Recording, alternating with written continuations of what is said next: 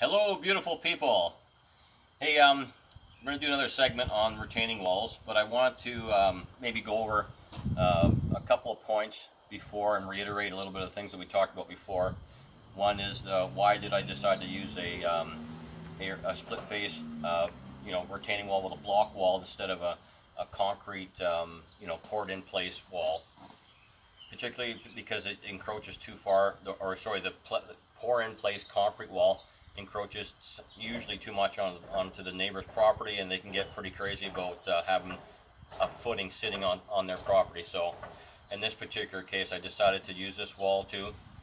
I always think it's great because if you ever down the road ever want to take the thing apart, it's so easy to take apart. You don't have to jackhammer some stuff out. Once you get that concrete poured in, you're done. It's there forever. Okay, so a couple other thing I didn't mention last time. On the Basalite product here, we're using the Valley Stone. They have these retaining pins. So if you're going to be going up, 4 feet or more, you'll have to have it engineered. And then these pins are offsets on it too. So they sit inside these spots back here, and there's two sets here. You can see that. There's two different holes here, right? And the higher up you go, the further back you want to set the pin. So it sets the block like this, and then you have grids in order to tie it all together. That's what you use these for, these pins for. It's the only block that has that pin on there, and it really holds that. It's amazing how much force you can put up against that wall with just those pins in place. I didn't do it on this wall here because we're not going up high enough to warrant it. And it steps, and again, it's going to set it back too far into the neighbor's yard, so I didn't want to do that. Okay, so we got that done now. Again, the base, when you're putting the base in for the block wall, spend your time on dialing that first row in perfect, right?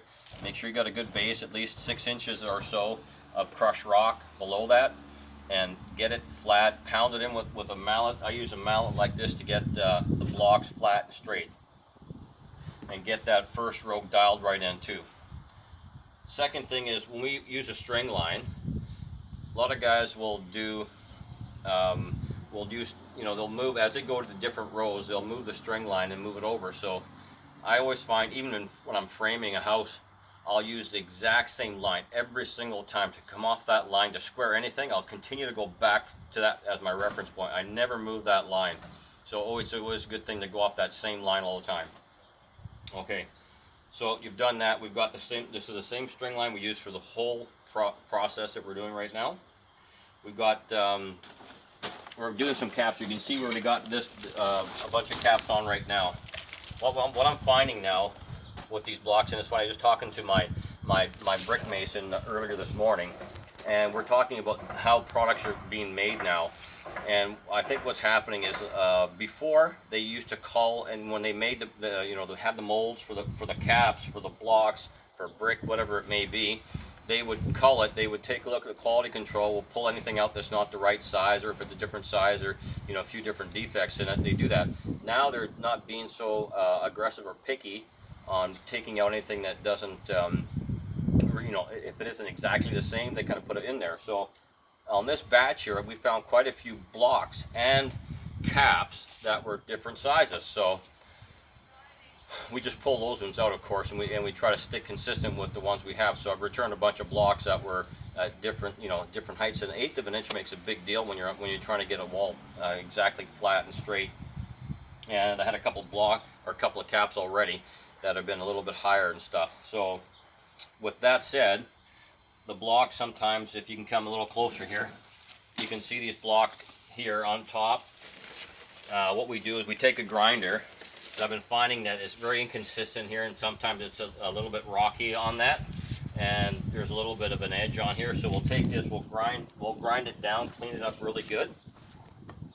Of course, wear your safety glasses to get that down nice and cleaned up. So I've already done this one here. I got it somewhat flat, and then what we'll do is we'll drag the block over. We'll kind of line it up like this and just see how it fits on there. So again, I already fit this block. It was a little bit of messing around, but we do that. So I usually use a little T-square to hold it up there to line up my points here, make sure that everything's nice and straight. So this one here is in, it's nice and flat, ready to go. So we'll put some PL on here. Now, be generous, especially at the back side here, doesn't matter. When you get close to the front, kind of stick to the front edge here so it doesn't squish out at the front and look like, you know, poo. So this one here, I think I had a little bit of a rock in it, so I'm just going to build up the little backside, build the backside just a bit more. And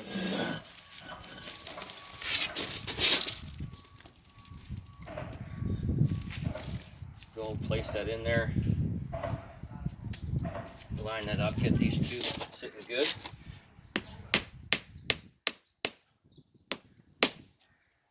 Kind of get these points nice. Get the back side here, get that nice and flush here. And then, you know, you can use your square. I usually go about a 1/16, but whatever measurement you decide to go off that string line, just be consistent all the way through. Don't start changing it up halfway down. And that's it. It's in there. Once the stuff dries, it's not going anywhere. So take care, guys. Bye for now.